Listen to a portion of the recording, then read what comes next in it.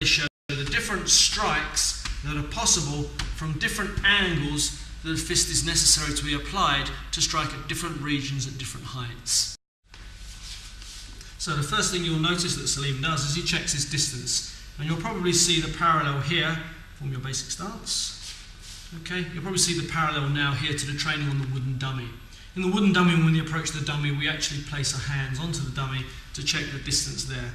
So once we have this correct distance, then we can start to apply a position where we can apply the centerline punch.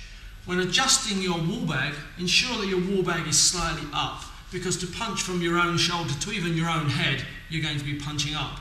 If you're faced with a stronger, more powerful adversary, then he's often going to be taller than you also, and so it's a good idea to start training and working the shoulders by punching upwards. The higher you punch, the more you use the shoulders. The lower you punch, the more you'll utilise the back.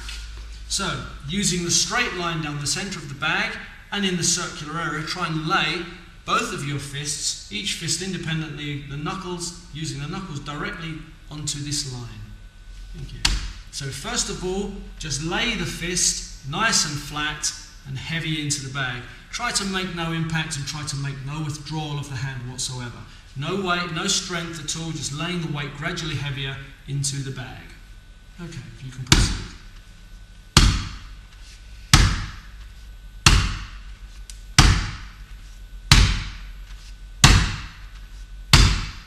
So as it gradually gets heavier, he starts to use more and more physical force, but trying not to borrow, moving backwards and forwards.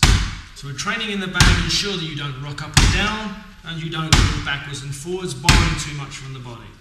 So laying heavily into the bag, driving the knuckles in. As you punch these punches, squeeze your fist. So as Salim continues to punch, he'll be rolling his fingers into the top of his hand, and closing the hand, and squeezing the fist, and squeezing the air out of his hand. So he'll be concentrating his small finger, protecting this pit here, as I mentioned to you, the area of the small intestine and heart, protecting his small finger. Okay, so once you've done this basic idea, then you start to increase the speed of acceleration. Try not to borrow too heavily from the body still, but accelerate sharply into the bag. So from where your hand lies, strike forward. Ensure that you don't borrow, you don't draw the hand back, you give no indication that the punch is on its way forward. Again, not taking the hand off the bag too quickly. Okay, and as you can see, the wrist starts to roll, and Salim will have to work to strengthen the wrist and forearm to stop this roll of the wrist. As the punch goes in, the fist and wrist are absolutely solid.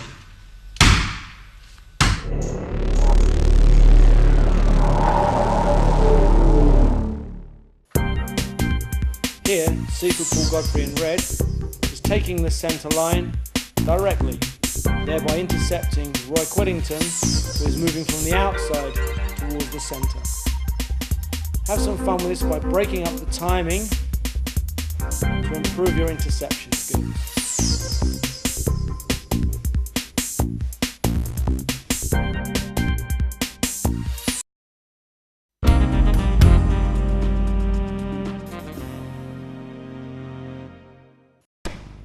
So here you can see the punches on the inside gate because of the way the guard hand is being used.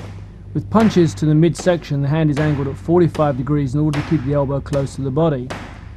So from this movement, we're going to shift to the outside gate punching now, using Larp Sao. With the Larp Sao, you can see the hand comes from the outside in, but the elbow remains quite close to the body.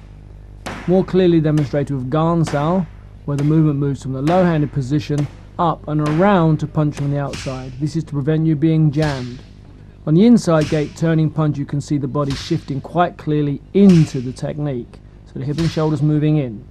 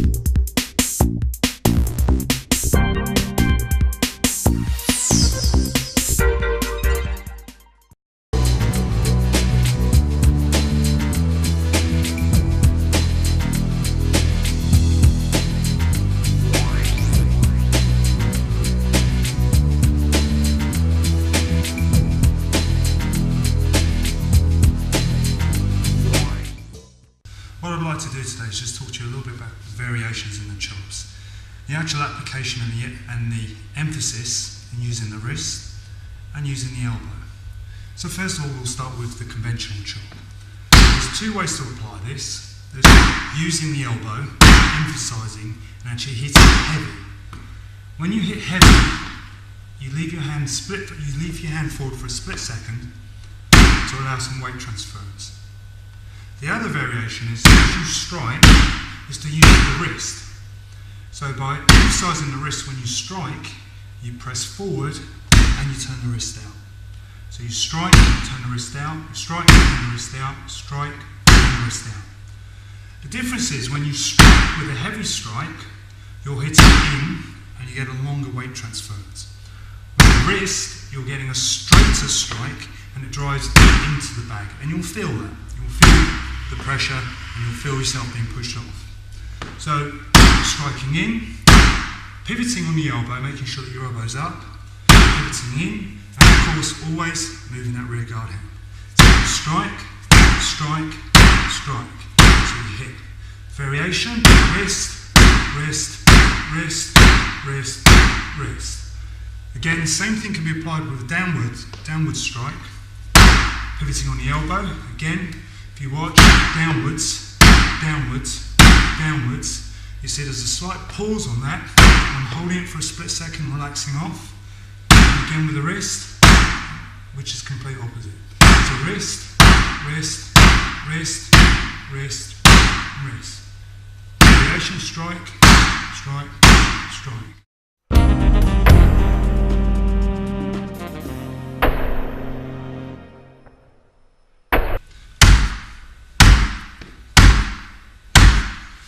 Hi. The side chop has two variations. Interestingly, you can strike into the bag or you can strike slightly up. The idea being when striking the neck, you strike in or slightly up into the carotid artery.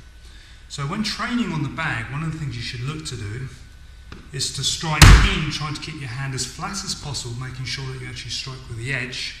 Striking in, following the line of the bag, and actually keeping your elbow in, pressurising forward. So you're striking 1 in, 2 in, 3 in.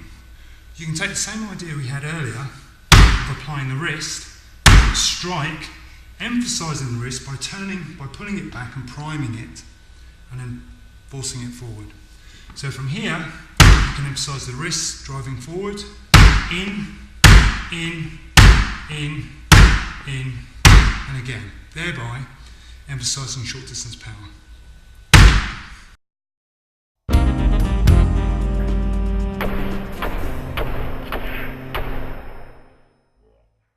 As always, there are other variations with the chop, but the most simplest version to do is simply applying the side chop in a multiple format. So instead of changing the shape, keep the same shape and strike forward. As you strike forward, you pull the arm back and you strike forward again. So you can create a constant momentum of striking forwards with your elbows out, but you're driving forward from the wrist. So again, driving forwards, making sure you pull back, strike, pull back, strike, pull back, strike, pull back, strike. Think about the application of this. Again, you can think about pushing the arm, someone's arms down, striking, someone's arms down, striking, someone's arms down, and striking. At the same time, covering your ribs, your upper ribs, your armpit, and protecting that. Of course, if someone strikes, that would be quite painful. So the basic idea is to protect yourself and your guard drops. If you think about this logically, as you're striking, your arms are going up, you actually need to protect your rib cage and your armpit because it's quite open for someone to come up. So as you chop, you're protecting. As you strike, your guard drops. As you strike, your guard drops. So one of the things you should really consider at this point is what you actually do with your body weight in other words. So if you can imagine putting it to good use, as you strike, you drop. As you strike, you drop and you can chop. So if you can imagine what you're actually doing is you're pinning someone's arms down, you're holding them down. So the strike comes in, you pin down, at the same time you chop, you chop, you chop, you chop, and you chop. And what you're doing is keeping that person down. The variation of that is to drop, chop, chop, chop, and then go up, go up, go up. So you can actually change to side chops or even outside palm strikes where you're going with the heel, striking with the heel of the hand.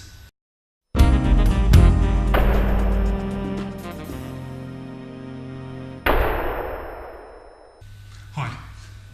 Generally you can vary the strikes by striking downwards as well. So we can take the same ideas, the same principles that we had before, i.e. what we were doing before was actually get some heavy strikes into it, but now we can start to think about the downward angle. So start to look at the idea of actually applying it towards the side of the neck, but now using the opposite arm. So in this case what we'll be doing is we can strike down, again the same emphasis of power, heavy strike down, you can hear the difference with the sound. So you keep your elbow in, you drop your weight, and you hit through, following the downward chop, the line that's emphasised on the bag. At the same time, you can try the transverse of that, the opposite, which is to hit quickly with the wrist, which is an on-off, a very quick on-off sharp effect. So when striking someone, it's bang, on and off, on and off, on and off, as opposed to a heavy strike. So you can put them together.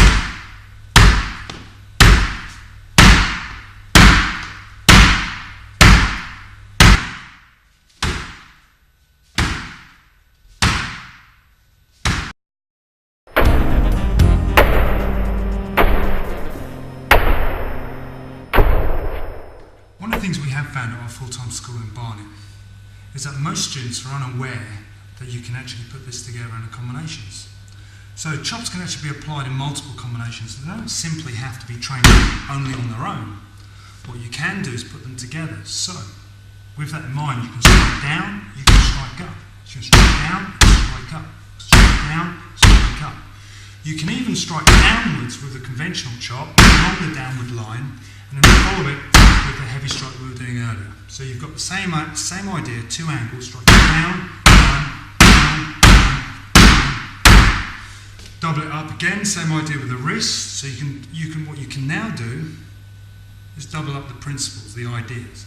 So striking heavy with the elbow, you can apply the wrist as a follow-up. So you can go in heavy as if to break a guard, to strike in, to break someone's guard down. And at the same time, you can go quickly with the wrist to follow up. So if you think about it, you're going in to break someone's guard and following up quickly with the wrist. So from here, elbow, elbow, wrist, elbow, wrist, elbow, wrist, elbow, wrist.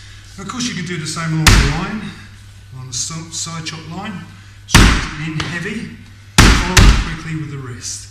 You can even vary the strike, so as you strike along the line, you can hit slightly upwards, even turning into it to create that lifting strike. So you can strike in and slightly upwards. Cross, up, cross, up, cross, up. Across with the wrist, across with the wrist, across with the wrist.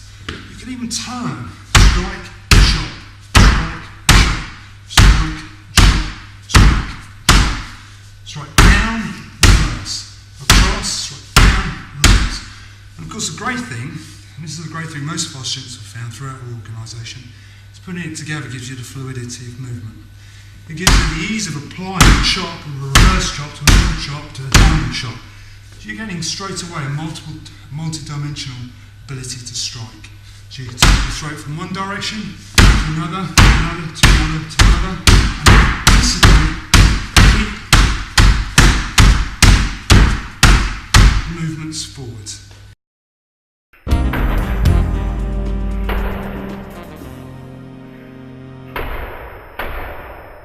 What I want to do is take you through to the side punch. Now the side punch is simply a variation of the chop. If you recall in the earlier part of the video, we were chopping, pivoting on the elbow. The main difference here is that the side punch is basically the same, except you're actually striking with the three knuckles and you're hitting the bag, obviously to the designated spots on the bag. And one of the things you need to take account of at this point of training is don't hit the bag as hard as you can. Slowly rest your knuckles into the bag. So you turn the knuckles in and you rest them. So what you're doing is conditioning the skin and the knuckles, slowly desensitizing the area. So you can increase the speed and the strike as you move on. Taking it a stage further, you can actually whip forward by turning and emphasising the wrist, turning into it, and then doubling the strike. So once, twice, twice. Even striking to different areas of the body. One of the best methods we've found for developing speed, power and focus in the UK Win Chun Association is actually learning to use the wall bag without actually striking deep into it. So in other words, training control. One of the most important aspects of training with a partner within a class is actually your ability to move as quick as you can, but control your strike. Otherwise, you'll hurt someone. So in training, what we ask students to do is to hit the surface of the bag rather than hit into the bag. But that sounds easy enough as it is, but to actually hit it as fast as you can with control is the difficult part. And this is where we get our students to train this part specifically. So from this section of the bag, what I'd like you to do is hit it into the bag, and rather than hitting as I've just done normally, I want you to hit it as fast as you can, but literally just touch the surface. So you'll hear the difference in the sound. Here, you'll hear a tap, a tap.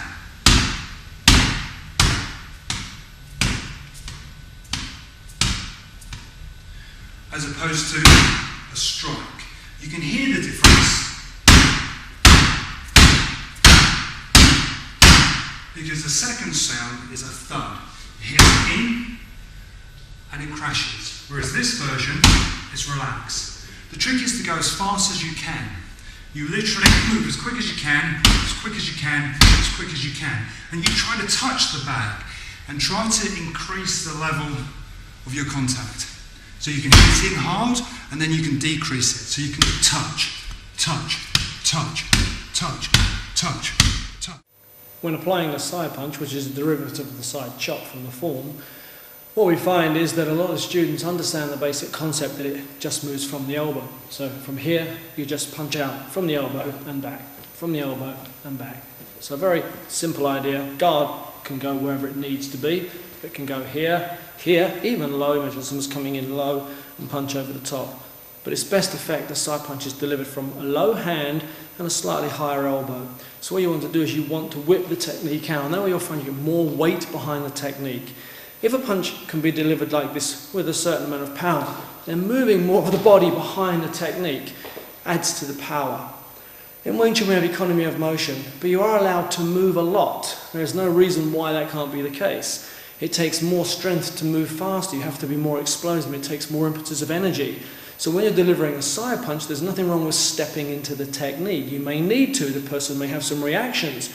Secondly, when you're delivering the technique, if you can throw the same amount of power and utilize your hips and your shoulders and your back behind the punch, and it all facilitates to gaining power behind the technique, then that is not incorrect. You're adding to the power of the technique. What would be a problem is if you drew the hand back before you punch forward, because you're unlikely to hit the target. If you punch with too much power and allow the hand to swing past you, the recovery of the technique is too slow, and therefore that again would become a problem. So at the end of the day, when you're delivering a side punch, let the technique go, experiment with it, punch it to different heights, but particularly work it from the elbow being slightly lower than the hand, and facilitate the technique and use it almost like a lot of boxers use their guard now in this particular position. They don't stand with the hands always tight like so they can disguise this low hand into a hook. This low hand can become a straight punch, and they can cross over the top very, very simply as well.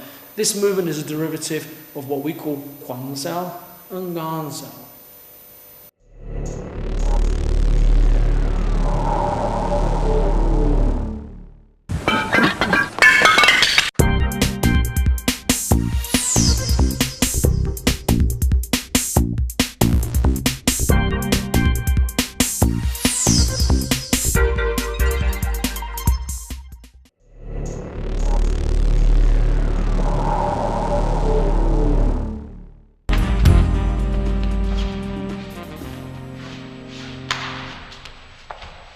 So the neck is cylindrical. So looking at the actual application, taking the application from the bag and actually applying it to the throat. In thinking about what we were doing earlier, the chop, the inverted chop that we're actually applying when we were striking upwards, in this case when we actually strike the neck into the carotid artery, into the vagus nerve area, you're striking up. So you go up into the neck. as opposed to going sideways. And that might be quite handy when someone shifts their angle and they turn slightly, rather than trying to complete that angle where you're going across and side, following the side chop line. It may be more practical to hit upwards, because in doing so, it actually follows the natural contour of the jawline and the face. Adding to that, if you think about the actual angle that my partner's turned and covered, the downward chop works as an excellent application to following that line. Again, keeping your elbow, pivoting on the elbow, and striking down with a heavy strike. That idea again works perfectly if someone bridges, they get their hands up to protect themselves. So if you can imagine I'm punching forwards. As I punch forward, my partner bridges. So from here, one, I can then chop downwards, taking the arm. The idea being at this stage, one, that as I strike, I bend my knees, exactly what we were emphasising on the bag. And as I bend my knees, I put the emphasis of the power, bang, into the chop in a downward direction. Thinking about the ideas thinking about the application of some of the ideas we were applying earlier, that is where the second chop comes through. But if you notice, now what I'm doing, bang, is using the wrist very, very quickly in a sharp indentation just behind the ear. So taking the idea a bit further, as you strike in, bridging, you can pull the neck down and strike to the occipital ridge with the base of the hand. So again, we're striking with the edge of the hand and striking to the base of the cranium to the occipital ridge with the heel of the hand. Now the great thing about that, if you think about the application of it, someone can actually come in low, and as the bridging follows, you can open them up and strike to the top of the head. So as someone charges in low towards the waist, you can get hold of the arm control, but the strike that we were training on the wall bag now comes in to occipital ridge, obviously at the base of the cranium. So if Nick does it again for me, so he comes in, I open him up, bang, I can strike down, literally, if we do that again, it comes in, one, down, into base of the cranium. So to apply the wall bag points, or the points we were training on the wall bag, think about what you can do if someone's got a static bridge. His bridge is up, it's well protected, he's covering his jaw. From that position, pull it sharp and go in, very, very quickly pressing the arms down.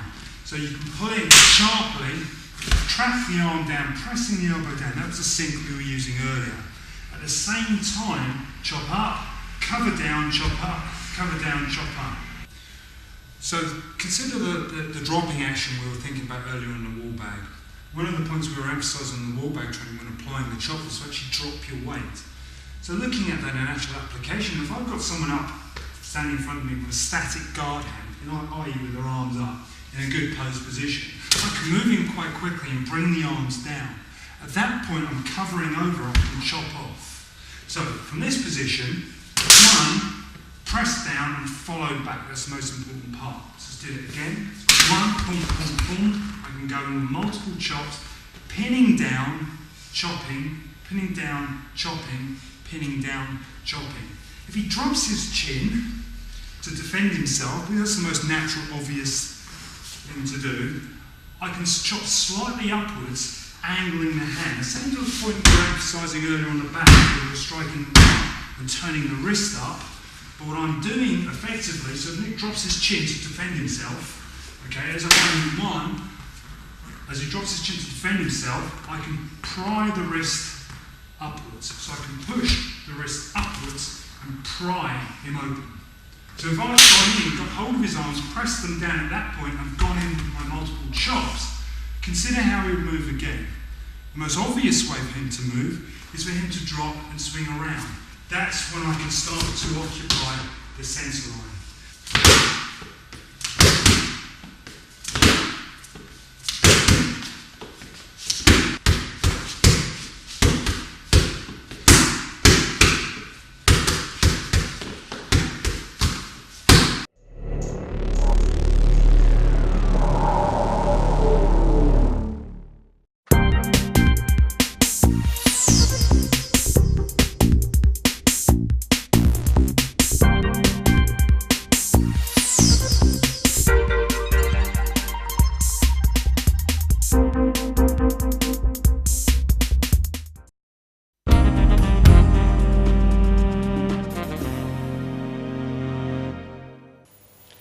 Hi, I'm Sifu Tony J1. I'll be explaining the downward palm to you today. It's very similar in application to the bong, also very similar to the elbow strike, except it has a longer reach.